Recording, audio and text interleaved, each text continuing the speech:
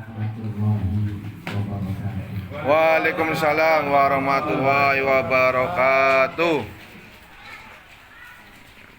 Idza asabat musibah qalu inna lillahi wa inna ilaihi Raji'un. nahmaduhu wa nasta'inuhu wa nastaghfiruh wa na'udzu billahi min shururi anfusina wa min sayyiati a'malina may yahdihillahu fala mudilla lahu wa may yudlil fala hadiya lahu asyhadu an la ilaha illallah wa asyhadu anna muhammadan abduhu wa Rasuluh. amma ba'd.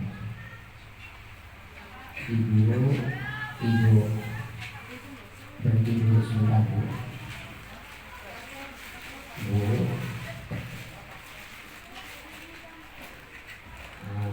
Serokonnya masih terdengar di sini. Serokon gue nanti sebentar.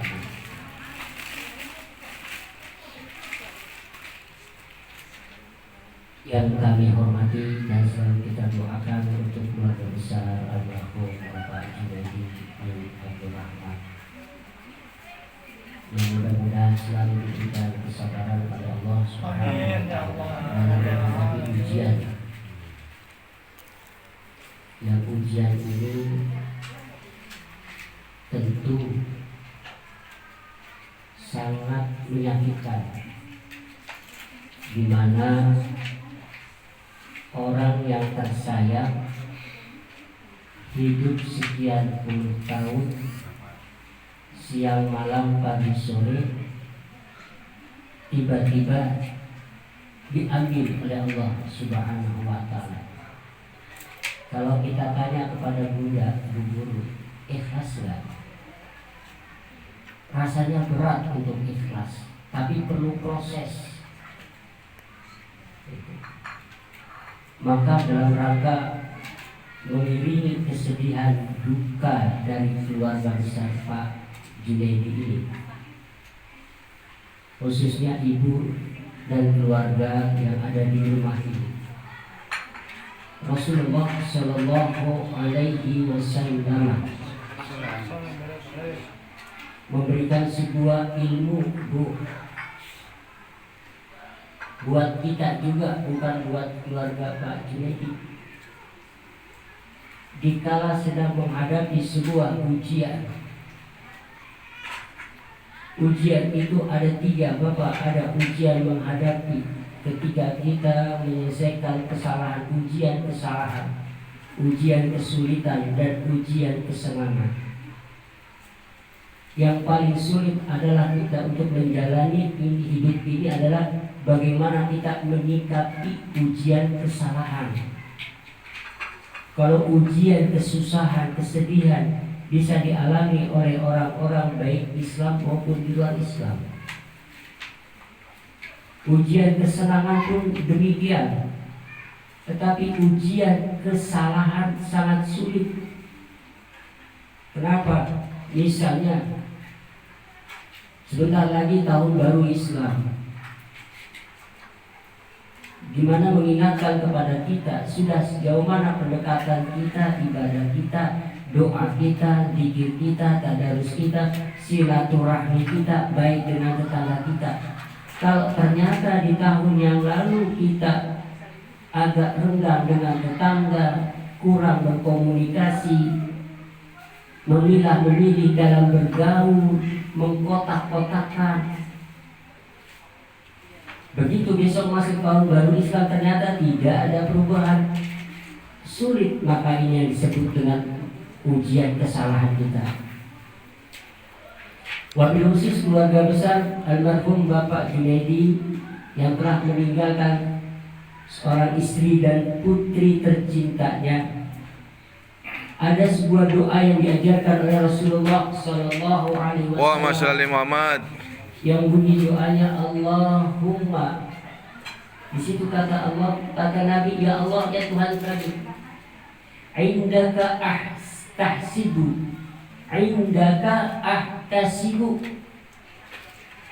Ibu Lola berdoa, ya Allah, indaka ahtasibu. Saat ini saya sedang memperhitungkan di hadapanmu ya Allah. Saya sedang menuntut, memperhitungkan tentang apa? Tentang musibati, tentang musibah yang sedang menimpa kepada saya, kata ibu. Ya Allah, saya mengadu. Saya sedang memperhitungkan bagaimana langkah saya. Langkah ibu ketika menghadapi orang yang ibu sayangi. Hidup sudah sekian puluh tahun. Senang ikut sama-sama, susah pun dijalani. Tiba-tiba Allah ambil. Ikhlaslah bu. Kalau bicara tidak, saya yakin ibu tidak ikhlas. Dibicara ikhlas, prosesnya sangat lama ya bu. Tidak mudah. Maka di saat-saat itulah berdoa ibu. Dan juga kita dikala sedang menghadapi sebuah musibah. Bukan hanya musibah kematian. Allahumma ya Allah, indaka ahtasibu. Saya sedang memperhitungkan di hadapanmu ya Allah musibati, tentang musibah yang menimpa kepada diri saya. Bapak, Ibu yang saya hormati, jamaah takziah yang mudah-mudahan diberikan kekuatan oleh Allah dalam menghadapi musibah. Amin. Di mana ada doa selanjutnya, fa'ajirni ya musibati. Bu Lola berdoa lagi, saya sedang menghadapi hari ini ya Allah, memperhitungkan tentang musibah saya, maka balaslah ya Allah. Berilah ganjaran, imbalan, pahala. Bagaimana cara Engkau ya Allah memberikan ganjaran kepada saya ketika saya dihadapkan sebuah musibah ini.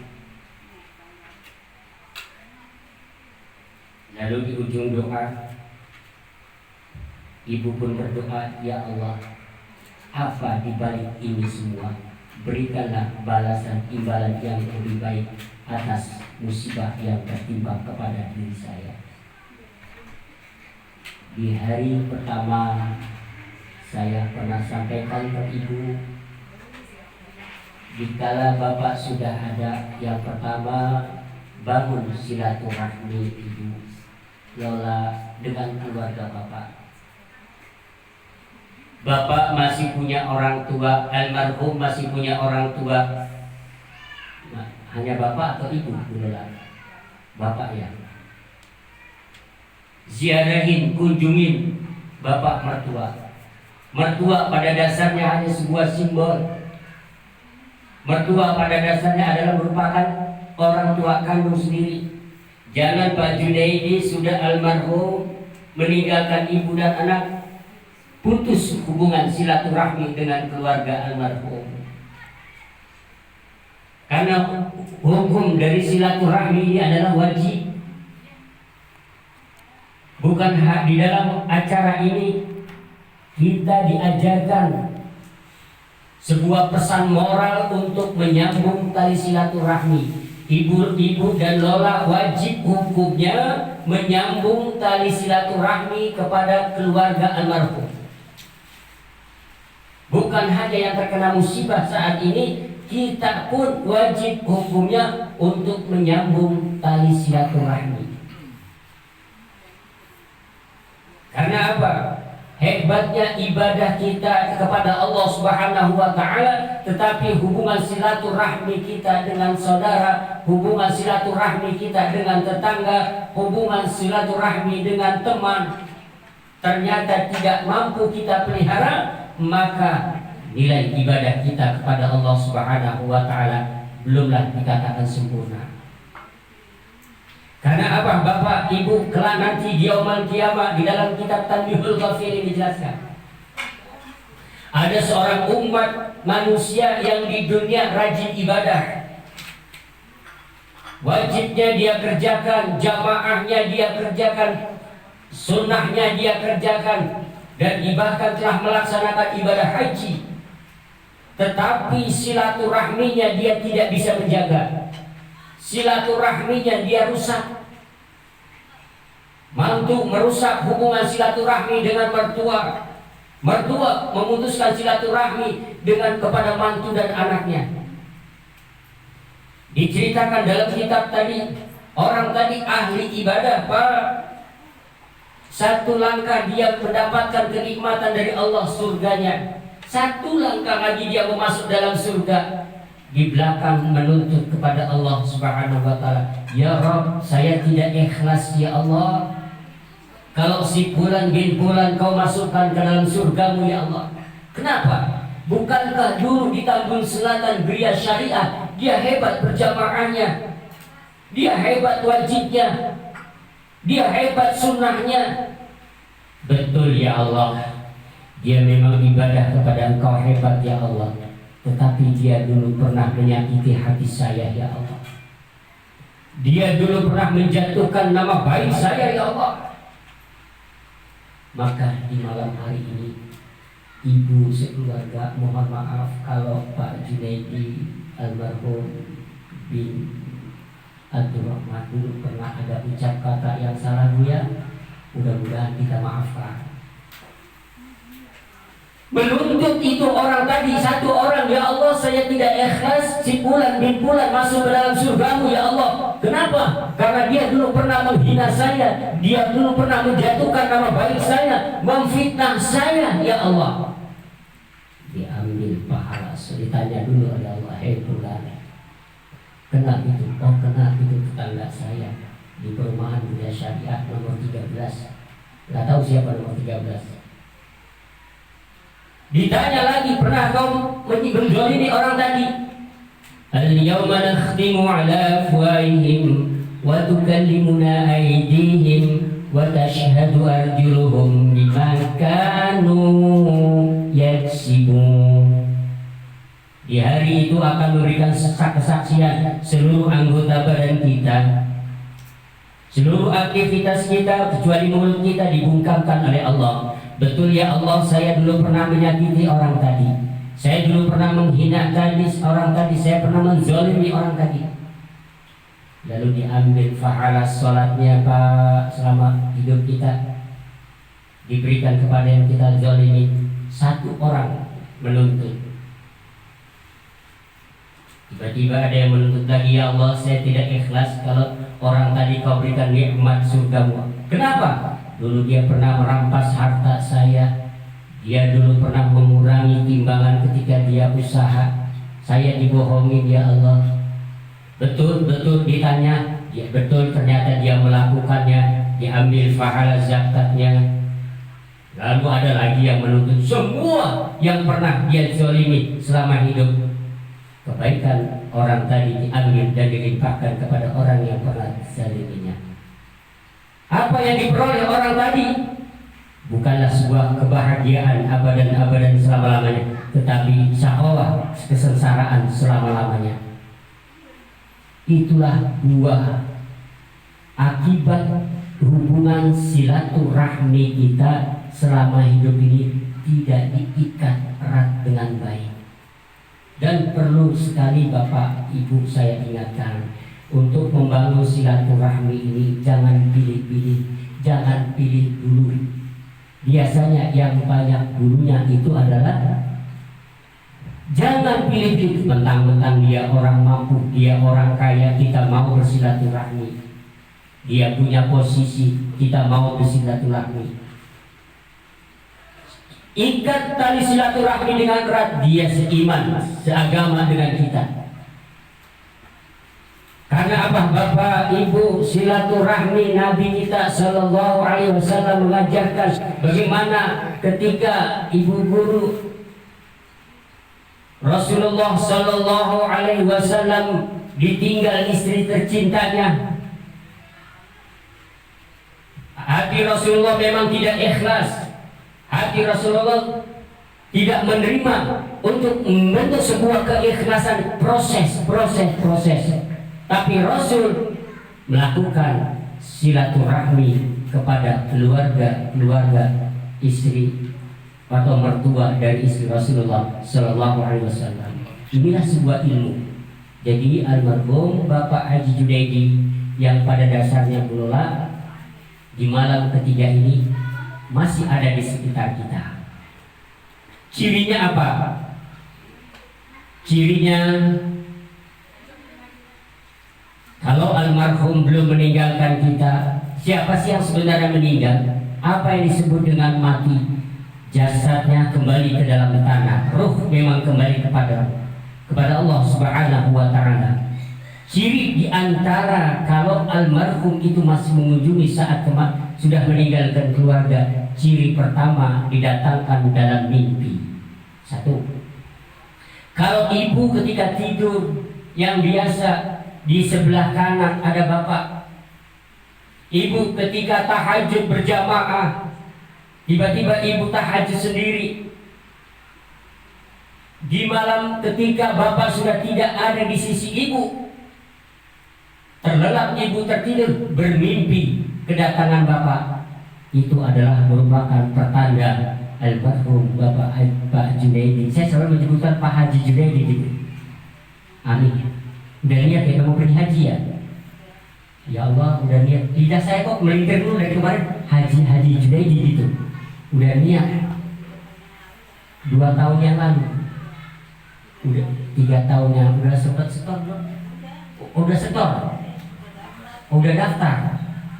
Subhanallah.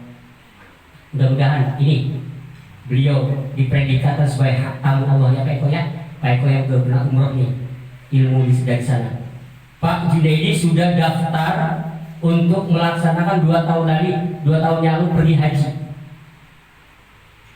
Ternyata Allah Subhanahu dengan niat tadi, kehendak Allah beda.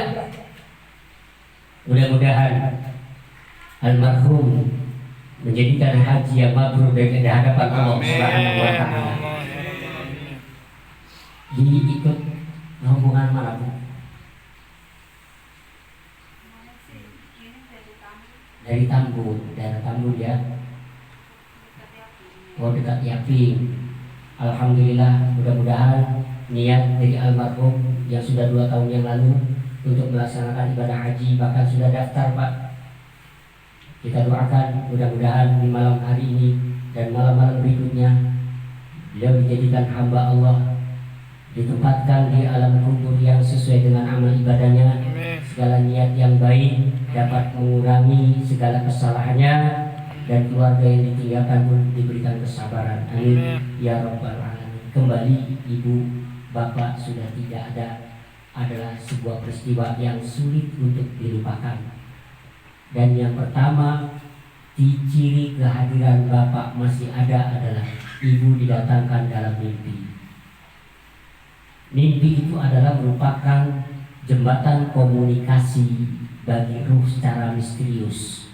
Bukan hanya orang yang hidup saja Pak bisa berkomunikasi, ruh pun bisa berkomunikasi dengan cara misterius. Satu, lewat mimpi. Yang kedua, pindah objek. Kalau yang saya sampaikan ini dianggap tidak masuk akal, memang tidak masuk akal. Kalau ruh ternyata almarhum masih ada, cirinya adalah pindah objek. Artinya pindah objek bagaimana? Ibu sudah berusaha melupakan, tidak ingat bapak sudah tidak di rumah. Dengan berbagai kesibukan, ibu ngajar, ngurus anak. Pindah objek, bagaimana caranya ibu biar ingat dengan bapak? Bergeraklah sebuah benda yang ada di dalam rumah. Bergeraklah salah satu benda yang ada yang selama ini disayangi oleh bapak. Memang Pak, yang saya sampaikan ini seolah-olah tidak masuk akal.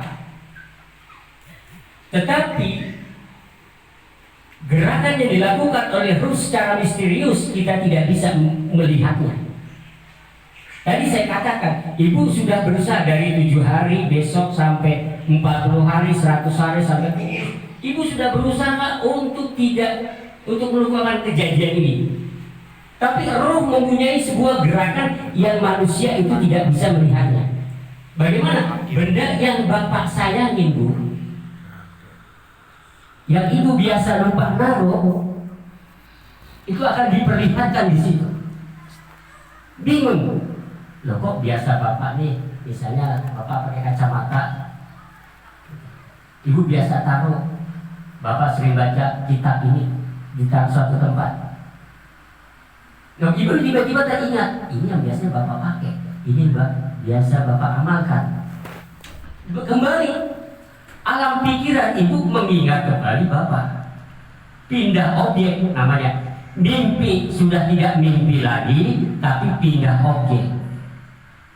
Pertanda apa? Pertanda kunjungan ruh ingin datang kepada keluarganya. Dan ibu, apa yang kita lakukan pada hari ini dengan doa bersama adalah merupakan langkah-langkah yang terbaik. Satu, silaturahmi yang dengan keluarga almarhum. Yang kedua, banyak berdoa. Baik ibu dan Lola insya Allah dibantu dengan doa seperti ini. Aksiru minan nas bidu'ail khair. Banyaklah minta didoakan oleh orang lain. Kita tidak tahu doa saya tidak diijabah oleh Allah. Mungkin dari doa yang lain. Allah tidak lihat, Allah akan tidak lihat dia orang itu gembel, orang itu ngontrak, orang itu jelek. Tetapi kalau doanya sudah diterima oleh Allah Subhanahu wa Ta'ala, tidak ada yang bisa menghalanginya. Jadi pesan moral musibah yang dialami oleh keluarga di sini, pertama adalah untuk ibu, dan juga yang kedua buat kita bersama, bangun silaturahmi. Kalau ibu membangun silaturahmi dengan keluarga almarhum, dan kita bapak yang masih hidup, jangan putuskan silaturahmi kita. Ini bapak-bapak kemarin saya sampaikan, yang sudah di atas usia 40 sampai ke atas 50. Kalau kita baca Quran di masjid, di musola penuh sama aki-aki, ya Pak Sugeng ya, wajar. Udah umur sebentar lagi, rajin baca Yasin, baca Quran, wajar. Tetapi yang lebih jarang dilakukan, memantapkan, mengentalkan kembali silaturahmi. Maaf Pak, saya cuma hanya menjadikan contoh. Saya saat ini sudah 52. Coba, belum lama almarhum Kiai pesan kepada saya, ente banyak silaturahmi, banyak ngomong, biasanya banyak orang yang nggak terima, salah omongannya. Alhamdulillah, menjelang usia ini, di akhir-akhir ini silaturahmi terus kami bangun. Silaturahmi kenapa? Untuk meminta maaf. Mungkin hari ini adalah takziah saya yang terakhir, besok saya ditakziahi. Ya Mas Bang ya, mungkin hari ini kita takziah, mungkin Bapak besok ditakziahi. Hari ini kita baca Yasin untuk Pak Junaidi, mungkin Bapak besok dibacakan Yasin di dalam rumah Bapak.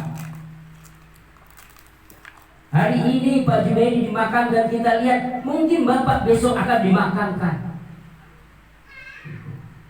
Jadi tidak usah membesarkan masalah dalil. Silaturahmi kita, ingat kita, kalau juga nggak mempan dengan acara ini, ya Allah, nasihat yang paling tajam adalah mengingat kematian buat kita sebagai orang yang beriman. Satu, silaturahmi ibu, dan yang kedua adalah memperbanyak doa. Lalu yang ketiga, wasiat yang pernah disampaikan oleh almarhum selama ini. Ada yang badalin nggak Bu? Haji Bu?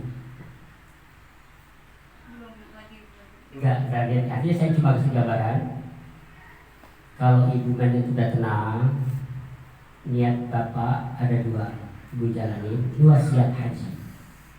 Saya pernah dulu Pak Eko, karena saya belum pergi haji, jadi syarat untuk membadali nggak boleh, harus yang sudah pernah pergi haji. Jadi umroh.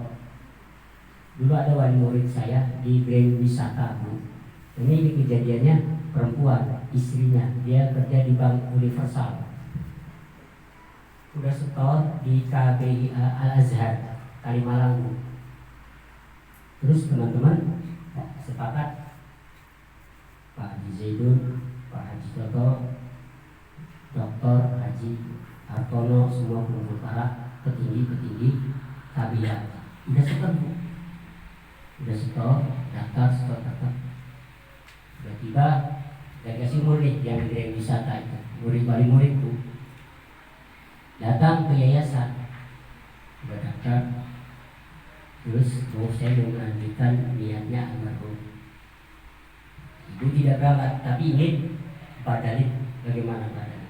Diserahkan kepada pengurus. Pengurus ini udah haji semua. Awalnya ke saya, karena saya belum melaksanakan ibadah haji. Syaratnya itu adalah sudah melaksanakan ibadah haji. Diserahkan kepada pengurus. Karena ini adalah wasiat.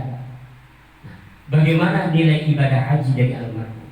Tetap Allah Subhanahu wa Ta'ala dengan niat tadi, dengan sudah mendaftarkan diri melaksanakan ibadah haji, Allah memberikan sebuah predikat orang tersebut sudah melaksanakan ibadah haji.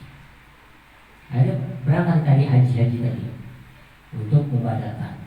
Pulang dari sana diberikan sertifikat. Ada sertifikat dari KBHA tadi.